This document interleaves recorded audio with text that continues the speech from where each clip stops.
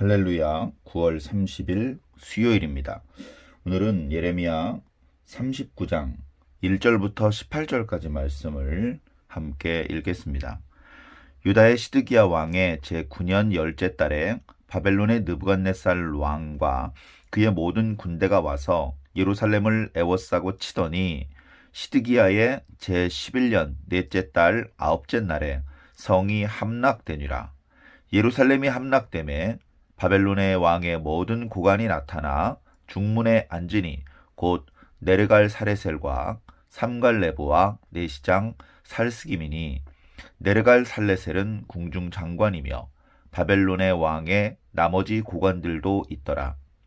유다의 시드기야 왕과 모든 군사가 그들을 보고 도망하되 밤에 왕의 동산길을 따라 두 담 샘문을 통하여 성읍을 벗어나서 아라바로 갔더니 갈대아인의 군대가 그들을 따라 여리고 평원에서 시드기야에게 미쳐 그를 잡아서 데리고 하맛 땅 리블라에 있는 바벨론의 느부갓네살 왕에게로 올라가매 왕이 그를 신문하였더라. 바벨론의 왕이 리블라에서 시드기야의 눈앞에서 그의 아들들을 죽였고 왕이 또 왕의 모든 귀족을 죽였으며 왕이 또 시드기야의 눈을 빼게 하고 바벨론으로 옮기려고 사슬로 결박하였더라. 갈대아인들이 왕궁과 백성의 집을 불사르며 예루살렘 성벽을 헐었고 사령관 느부사라단이 성중에 남아있는 백성과 자기에게 항복한 자와 그 외의 남은 백성을 잡아 바벨론으로 옮겼으며 사령관 느부사라단이 아무 소유가 없는 빈민을 유다 땅에 남겨두고 그날의 포도원과 밭을 그들에게 주었더라. 바벨론의 느부갓네살 왕이 예레미야에 대하여 사령관 느부사라단에게 명령하여 이르되 그를 데려다가 선대하고 해하지 말며 그가 네게 말하는 대로 행하라. 이에 사령관 느부사라단과 내시장 느부사스반과 궁중장관 네르갈 살레셀과 바벨론 왕의 모든 장관이 사람을 보내어 예레미야를 감옥들에서 데리고 사반의 손자 아히감의 아들 그다랴에게 넘겨서 그를 집으로 데려가게 하매 그가 백성 가운데에 사니라. 예레미야가 감옥들에 갇혔을 때에 여호와의 말씀이 그에게 임하니라. 이르시되 너는 가서 그 수인 에벤멜렉에게 말하기를 만군의 여호와 이스라엘의 하나님의 말씀에 내가 이 성에 재난을 내리고 복을 내리지 아니하리라 한 나의 말이 그날에 네 눈앞에 이루리라. 여호와의 말씀이니라. 내가 그날에 너를 구원하리니 네가 그 두려워하는 사람들의 손에 넘겨지지 아니하리라. 내가 반드시 너를 구원할 것인즉 네가 칼에 죽지 아니하고 네가 노략물같이 네 목숨을 얻을 것이니 이는 네가 나를 믿었음이라. 여호와의 말씀이니라 하시더라. 명절 연휴가 시작되었습니다. 저희 교회도 그렇고 대부분의 교회들이 공식적인 예배는 아마 없을 것 같습니다. 물론 예배가 있을 때도 우리가 비대면 온라인으로 예배를 드렸지만 명절을 맞이하다 보니 아마 공식적인 예배를 드리지 않는 경우도 많겠습니다만 그럼에도 불구하고 우리가 휴일이라고 숨을 안 쉬는 거 아니고 밥을 안 먹는 건 아닌 것처럼 우리가 하나님의 말씀을 읽는 것, 또 기도하는 것, 하나님께 예배를 드리는 것, 이런 것들은 어떻게 보면 거를 수 없는 것이죠. 그래서 계속해서 우리가 묵상하고 있는 예레미야 말씀 묵상도 계속 진행될 것이고 그 말씀 묵상 영상도 계속해서 보내드릴 예정입니다. 자, 오늘 말씀을 보니까요, 안타까운 말씀이죠. 그동안 계속해서 예루살렘 성이 함락될 것이다. 유다가 멸망할 것이다. 그런 예언을 선지자를 통해서 하나님께서 주셨습니다. 이런 예언을 주시는 하나님의 마음이 신나지는 않을 것 같습니다. 하나님께서도 매우 가슴 아프시고 하나님께서도 기분이 그렇게 신나는 상황은 아닐 것입니다. 마찬가지로 하나님의 말씀을 받아서 백성들에게 선포해야 될 선지자의 마음이야말로 찢어지는 것 같은 고통이죠.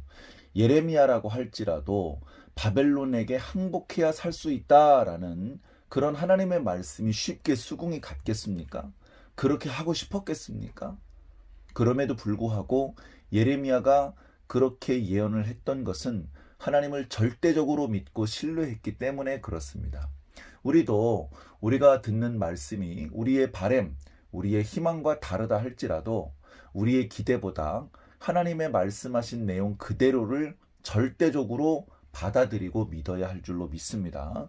예수 그리스도가 왕으로 좌정하지 않으시고 십자가에 달려 죽으셔야 된다는 말씀은 예수님의 제자들이 절대로 감당할 수 없는 말씀이었을 것입니다.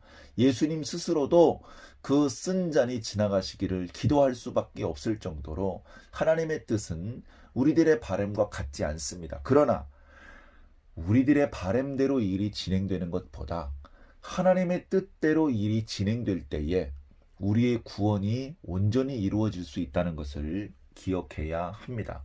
어찌되었건 왜 그런지 다 이해할 수 있든 없든 지금은 유다가 멸망하는 것이 하나님의 뜻이며 살고 싶으면 유다를 멸망시키려는 바벨론에게 항복하는 것이 사는 유일한 방법입니다. 자, 그렇게 말씀이 선포되었었고 그 중간에 끝까지 항복을 하지 않고 반항을 하던 또는 중간에 항복을 하던 선택을 내릴 수 있는 충분한 시간이 지나갔습니다. 오늘 말씀 1절에 보면 시대적인 배경이 나오는데요. 몇 차례 말씀드렸던 것처럼 시드기야는 왕으로 11년 동안 있었습니다. 그 중에 마지막 3년, 그러니까 왕이 되고서 9번째 해부터 11번째 해까지는 바벨론 군대가 유다 땅 대부분을 잠식하고 그리고 예루살렘을 포위 공격하고 있는 그런 상황입니다. 왜 바벨론과 같은 엄청난 대국이 유다와 같은 예루살렘과 같은 조그만 나라, 쬐끄만 성읍을 그렇게 기어이 함락을 시키고 막 불을 지르고 무너뜨리려고 그렇게 애를 쓸까요? 별로 남는 장사가 아닐 겁니다. 그렇게 많은 병사들을 투입하고 많은 시간을 소모하는 그 비용만큼 그 성읍 안에 황금 덩어리가 나오는 것도 아니었을 것입니다. 그럼에도 불구하고 느부갓네살 왕이 바벨론 군대가 집요하게 유다를 멸망시키고 예루살렘을 함락시키려고 했던 것은 예루살렘이 유다가 배반을 했기 때문에 그렇죠. 처음에는 바벨론 왕에 의해 왕이 되기도 했고 여러 가지 대세가 바벨론의 힘을 거스를 수 없을 것이라는 것을 알고 바벨론에 협조하겠다. 친바벨론 정책을 펼치겠다. 바벨론에게 항거하지 않겠다. 이제 그런 말을 했고 그런 모습을 보여주었다가 곧바로 배신을 해버립니다. 왜 배신을 했을까요? 바벨론을 이길 수 있는 충분한 힘을 확보했기 때문일까요? 그런 건 아닌 것 같습니다. 우리가 그동안 말씀을 묵상하면서 우리가 깨닫게 된 것은 유다의 마지막 왕 시드기야 왕이 그렇게 현명한 왕이거나 지혜롭거나 은혜가 많거나 그런 거 하나도 없고요. 인간적으로 왕으로서의 어떤 리더십도 없었습니다. 그저 대세에 휩쓸려서 그렇게 떠밀려서 눈치를 보면서 그렇게 움직이는 왕답지 못한 왕이었죠. 그가 사실은 어쩌면 바벨론에 그냥 항복하면서 또는 순응하면서 그냥 평화롭게 그렇게 지내기를 바랬을지도 모릅니다. 그러나 시드기야 왕 주변에는 바벨론에게 극렬히 저항하고 애굽의 힘을 의지해야 된다고 하는 그런 신하들이 많았습니다. 어떤 관점에서 보면 그런 신하들은 애국주의자들이죠. 그리고 유다의 자주 독립을 열망하는 나라를 뜨겁게 사랑하는 사람이었는지도 모릅니다. 그러나 하나님의 관점에서 보았을 때 어리석은 자들이고 하나님의 뜻을 이해하지 못하는 자이며 국제 정세를 파악하는 능력이 떨어지는 무능한 자였던 것 같습니다. 그런데 시드기야는 결국 그런 신하들의 말에 떠밀려서 반 바벨론 정책을 펼치는 실수를 저질렀던 것입니다. 이제 그것이 바벨론에게 알려지게 되자 바벨론이 처음에는 이제 사신을 보냈겠죠. 왜 말을 듣지 않느냐? 그렇게 사신을 보냈는데도 여전히 바벨론에게 협조하지 않고 바벨론에게 반항하는 그런 반역을 하는 모습을 보이자 결국 군대를 보낼 수밖에 없었습니다. 애굽의 원군을 요청해서 잠시 포위가 풀리기도 했었지만 애굽을 다시 애굽으로 쫓아내버린 바벨론의 군대는 다시 예루살렘으로 몰려와서 성을 겹겹이 에워쌌고 맹렬히 공격해서 오늘 말씀 2절에 있는 것처럼 예루살렘 성을 함락시켰습니다. 그래 보면 그 예루살렘을 공격하던 군대를 이렇게 지도하던 지도자들, 고관들이죠. 그들이 이제 중문에 앉았다 이렇게 표현하고 있는데요. 중문이 정확히 어느 곳을 말하는지 성경에 자주 나오는 표현이 아니기 때문에 우리는 잘 모르겠습니다만 예루살렘 중심부에 중요한 통로에 해당되는 곳인 것 같습니다. 거기에 이제 의자를 갖다 놓고 거기 원래 있어야 될 예루살렘의 뭐 왕이라든가 고관이라든가 장로들은 온데간데 없고 바벨론 군대의 지휘관들, 오늘 보니까 네리갈 살라셀이라고 하는 궁중장관, 삼갈레부, 또 살스김이라고 하는 내시장, 이런 사람들이 이제 예루살렘 성 중앙에 딱 앉아 있는 것이죠. 그 모습만 보아도 바벨론이 이 유다를 완전히 멸망시켰고 예루살렘은 완전히 함락됐다는 것을 보여주는 그런 상징적인 모습입니다. 이제 그렇게 바벨론 왕의 고관들이 그 자리를 차지한 것들을 보고 이제 군사들이 도망가기 시작합니다. 또 시드기야 왕도 도망갑니다. 바벨론 군대가 잘 알지 못하는 비밀 통로로 이제 남쪽으로 이제 도망을 가려고 이제 그렇게 도망을 나갔지만 결국 예루살렘 사방을 빽빽히 에워싸고 있는 바벨론 군대의 추격에 잡히고 맙니다. 그렇게 해서 잡힌 시드기야 왕, 그리고 뒤에 보면 시드기야 왕의 아들들, 또 시드기야 옆에서 바벨론에게 항복하면 안 됩니다 라고 말했던 신하들, 이런 사람들이 전부 다 바벨론 왕에게 잡혀갑니다. 바벨론 왕은 예루살렘 공격을 직접 지휘하지 않고 그 메소포타미아 지역과 애굽으로 내려가는 길, 또 유럽으로 가는 그 길목에 림나라고 하는 곳에 자리를 딱 버티고 이제 거기서 사방에 있는 고관들을 지휘하고 있었죠. 이제 시드기야가 배반을 한 것이 괘씸하기 때문에 그를 너희들의 손으로 죽이지 말고 우선은 내 앞으로 끌고 와라, 그렇게 명령을 내렸던 모양입니다. 그래서 끌려왔는데 예레미야가 생전에 예언했던 대로 시드기야는 바벨론 왕 코앞에 앉아있게 됐습니다. 고개를 드니까 바벨론 왕의 얼굴이 보이고 또 귀로 바벨론 왕이 하는 말이 들리는 그런 곳까지 끌려갔습니다. 내 이놈, 내가 어찌하여 나의 명을 거역하고 반역하였느냐? 시드기야가 무슨 변명거리가 있었겠습니까? 시드기야가 반역한 것에 대한 벌로서 시드기야가 보는 눈앞에서 자기 아들들이 죽임을 당하는 것을 보게 합니다. 그리고 왕을 이렇게 압박해서 바벨론에게 협조하지 않고 반역을 하게 만들었던 유다의 고관들, 귀족들도 시드기야가 보는 앞에서 죽입니다. 그리고 마지막에는 시드기야의 눈을 멀게 만듭니다. 매우 고통스럽고 비참한 모습이죠. 그리고 바벨론으로 끌고 가기 위해서 사슬에 묶습니다. 진작에 예레미야를 통해서 주셨던 하나님의 말씀에 순종했더라면 예레미야에게 기도를 부탁하고 예레미야에게 최근에 하나님께 받은 말씀이 있는지 물어보고 항복했을 때 어떻게 될 것인지 두려워하자 두려워할 필요가 없습니다 라는 말까지 들었을 때, 아직 시간이 있을 때, 기회가 있을 때 그가 바벨론에 항복을 했더라면 자신도 그런 비참한 최후를 맞이하지 않고 자신의 아들들이나 유다의 귀족들이 끔찍한 죽임을 당하지 않았을지도 모르는데 결국 그 기회를 잃어버리고 시드기야는 그리고 그의 옆에 있던 고관들은 비참한 최후를 맞이하게 됩니다. 이 지도자가 그렇게 실수를 저질러서 비참한 결과를 맞이한다면 그 밑에 있던 백성들에게 좋은 일이 생기겠습니까? 사령관 느부사라단이란 사람을 통해서 이제 예루살렘을 향한 하나님의 재앙이 펼쳐집니다. 먼저는 그곳에 있던 건축물들이 파괴됩니다. 먼저는 성전을 파괴합니다. 오늘 본문 말씀엔 자세히 나와 있지 않지만 다른 말씀을 보면 바벨론 군대가 들어와서 제일 먼저 파괴한 것이 하나님의 성전이라고 합니다. 유다 사람들의 정신적인 고향, 중심, 그것부터 박살을 내는 것이죠. 성전을 파괴한 바벨론 군대는 왕궁에 불을 질렀고, 그리고 사람들이 살고 있는 가옥들에 불을 질렀습니다.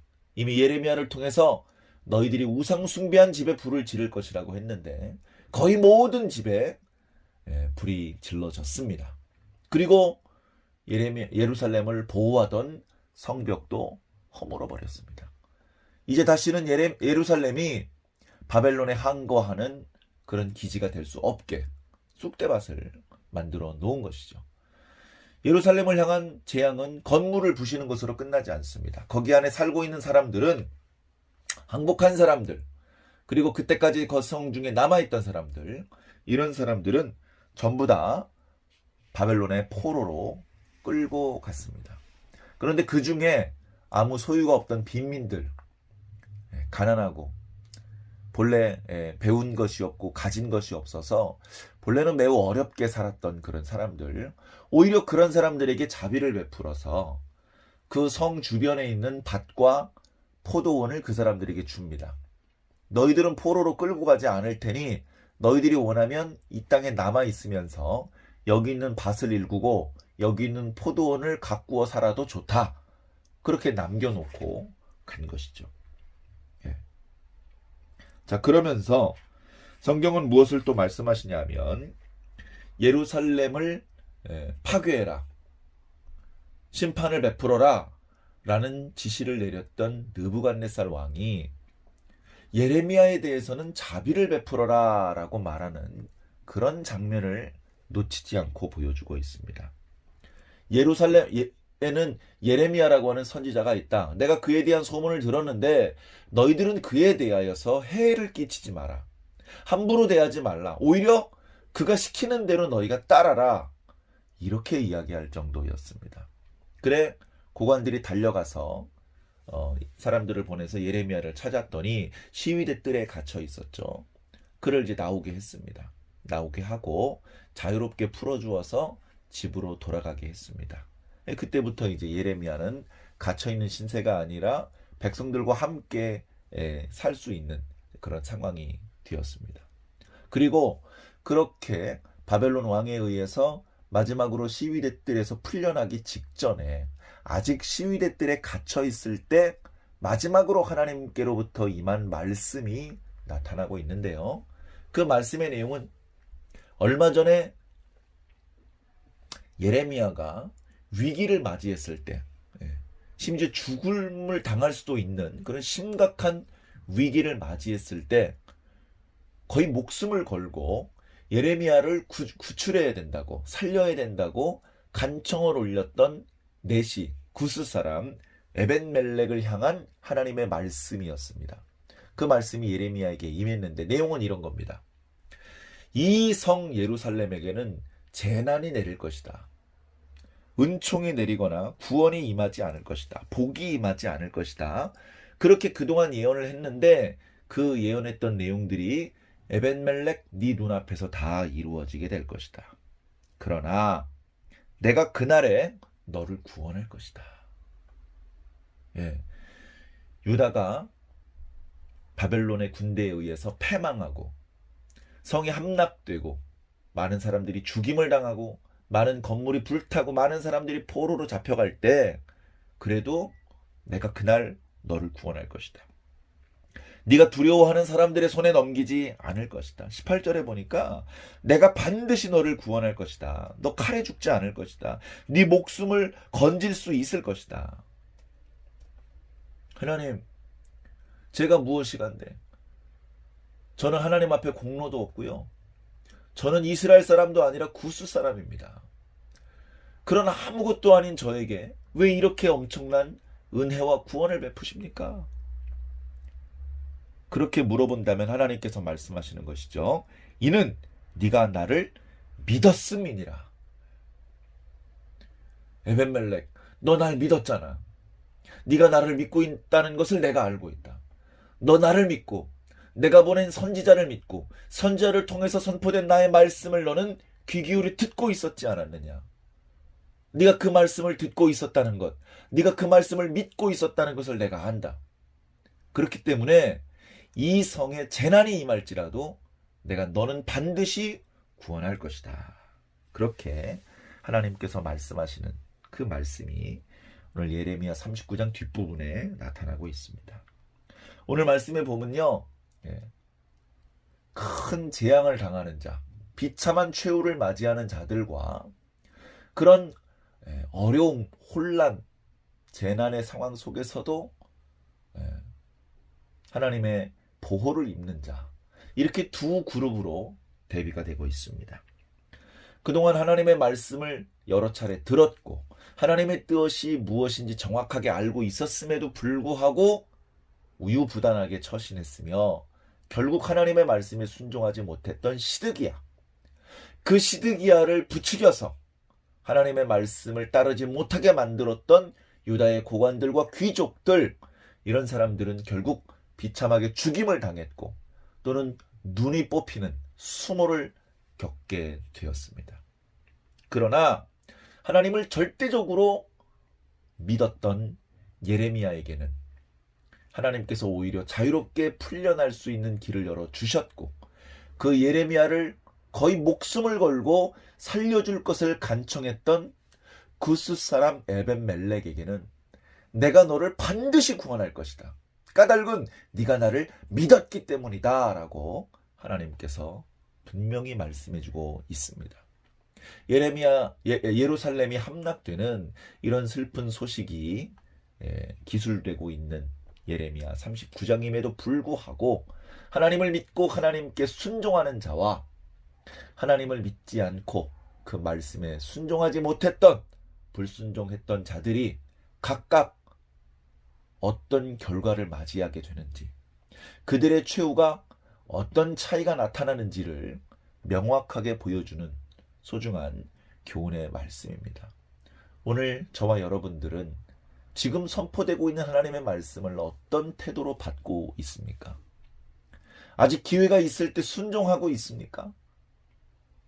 우리가 마음을 다해서 그 말씀을 그리고 그 하나님을 믿고 있습니까? 내가 너를 반드시 구원할 것이다. 까닭은 네가 나를 믿었기 때문이다 라는 그런 하나님의 은총의 말씀을 들을 수 있겠습니까? 우리 각자의 믿음을 한번 점검해 보시기 바랍니다. 명절을 맞이해서 또는 코로나19의 시대를 맞이해서 예전처럼 편안하게 예배를 드릴 수 없는 이 연휴 기간에 여러분들의 믿음이 어쩌면 더 적나라하게 드러날지도 모릅니다. 하나님 앞에 여러분들의 믿음을 보여주시기를 주님 이름으로 간절히 축원합니다. 기도하겠습니다. 사랑의 하나님, 감사합니다. 하나님께서 이런 상황이든 저런 상황이든 당신의 뜻을 우리에게 알려주시고 우리가 어떻게 하는 것이 하나님의 뜻에 순종하는 것이며 우리가 어떻게 하는 것이 살 수 있는 길인지 말씀해 주시니 감사합니다. 그러나 많은 사람들이 하나님의 뜻을 모르고 또는 알고 있으면서도 순종하지 못하고 하나님께 돌아갈 수 있는 기회가 있었음에도 불구하고 하나님께 돌이키지 못하고 있다가 비참한 최후를 맞이하는 경우가 많습니다. 성경의 역사를 통해서 그런 안타까운 모습들이 수도 없이 우리들에게 나타났고 어쩌면 세상 지말에도 하나님의 뜻이 무엇인지 몰라서 또는 알고 있으면서도 기회가 있었는데도 불구하고 하나님의 뜻대로 나아가지 못하여서 결국 최후의 비참한 말로를 맞이하게 되는, 후회할 수밖에 없는 그런 결과를 만나게 되는 그런 사람들도 있을 것이고, 그런가 하면 그 말씀의 내용이 우리의 바람과 다르고 우리가 쉽게 받아들이기 어려운 내용이라 할지라도 하나님을 절대적으로 믿기 때문에 그 하나님께서 주신 말씀을 믿음으로 받으며 그 말씀의 뜻을 쫓아가는 과정에서 때로는 목숨을 걸고 우리들의 믿음을 보여드리는 그런 참된 신앙인들이 되기를 간절히 소망합니다. 내가 그날에 너를 반드시 구원할 것이다. 까닭은 네가 나를 믿었기 때문이다.